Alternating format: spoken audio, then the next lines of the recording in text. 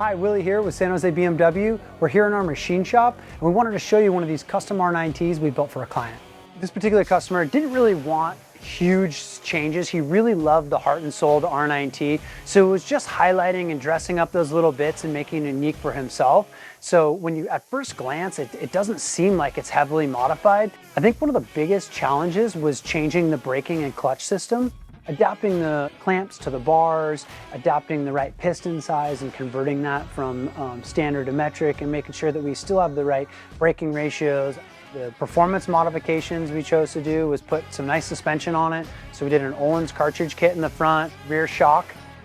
One of the things that we find is a lot of the modern kind of lighting on the bike tends to kind of take away from the clean lines. So one of the things we did on this particular bike was we added bar end turn signals. These are great because they get them way out on the end of the bar, they get a ton of visibility, and then you get to kind of clean up the look and the lines of the bike itself. One way we found to really change the looks of the bike is by adding some powder coating. So on this particular one, we wanted to tone down the triple clamps and a couple other accent pieces. So we went with a powder coat that matched the already existing powder coat on the frame. We also did some ergonomic changes for him. He kind of wanted a little bit more upright riding position, give him a little more leverage.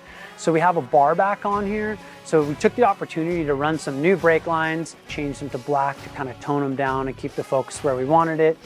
We were able to reach out to Roland Sands and we got some really limited edition rear sets. They're actually, pretty hard to find for this bike. It went along with the master cylinders we got on there and the valve covers. But everything else here we were able to make in our machine shop here. It's nothing too fancy, but certainly for low production, one-offs, we have all the tools that we need to make the stuff work. This particular bike here, I believe we completed it in about 6 months. The first thing we always keep in mind is safety.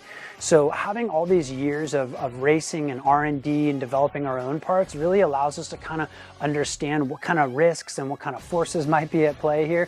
We've been racing bikes and modifying bikes and building bikes for 45 years, and I think this is a great example of that, where we've made some modifications clearly in the aesthetics area, but also some real advancements in the performance.